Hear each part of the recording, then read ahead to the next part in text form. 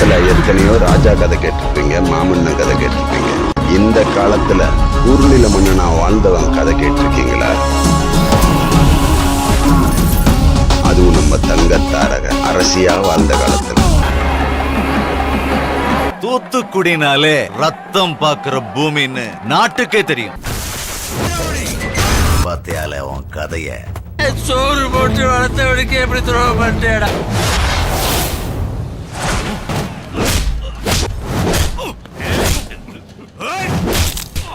நீங்க என்ன கல்யாணம் பண்ணிக்கலன்னா நான் செத்துருவேன். ஷோ, நானும் உங்க அப்பனும் நண்பன்.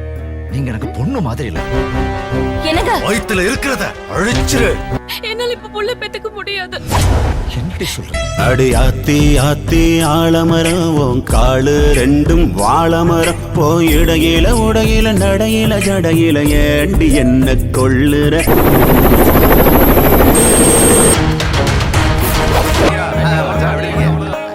சார் வணக்கம் மாமா. வாங்க மாப்ள வாங்க. நில்லுங்க மாமா. நீங்க ஏதாவது கேட்கணுமா? நான் உனக்கு கேட்பேன். கேளுங்க. டாக்டர் கலைஞரை பிடிக்காதா? கலைஞரை ஆண்டவரா பார்க்க பிடிக்கும். ஏன் அப்படி? இதுக்கு முன்னாடி அவர் இந்த நாட்டை ஆண்டதுனால அவர் ஆண்டவரா நான் பாக்குறேன். எனக்கு தனிப்பட்ட முறையில அப்துல் கலாம் மேல ஒரு வருத்தம் இருக்கு. எனக்கு தனிப்பட்ட முறையில் அப்துல் கலாம் ஐயா மேல வருத்தம் இருக்கலாம். எவன் எவன் எப்படி எப்படி வாழணுமோ அதை நினைச்சு கனவு காணுங்கன்னு சொன்னார் ஐயா அப்துல் கலாம். ஊருக்கே அவன் பெரிய ஆளா இருக்கலாமா? ஆனா அவன் நம்ம வீட்டு புள்ளம்மா. இந்த 10 கோடி எதுக்கு தெரியுமால? என் மாமனுக்கு பணத்து மேல ஆசைல. என் மாமனுக்கு பணத்து மேல அவ்வளவு ஆசை. அவனை தூக்கிட்டு சுடுகாட்டு போற தண்டிக்கு இந்த பணத்தை தூக்கி இறைக்கணும்ல அவன் மேல. அவனை கொளுத்தும் போது, அவன் பணத்தை கொளுத்தும் போது மீதம் இருக்கிற பணத்தை அவன் தலையிலேயே போட்டு எரிக்கணும்ல. கலர் கலரா மனுஷன் கனவு காணறா, கடைசியில் கண்ண மூடி மண்ணுலதான் அடங்குறான்.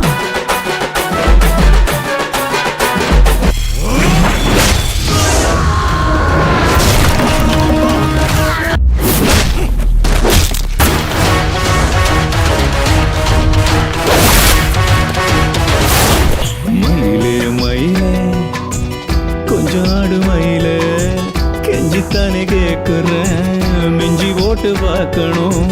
கொஞ்சம் ஆடு மயிலே, கொஞ்சம் ஆடு மயிலே. ஒரே முகல தான் கேக்குது. எதா இருந்தாலும் சாவுக்கு போயிருக்கணும் அண்ணாச்சி.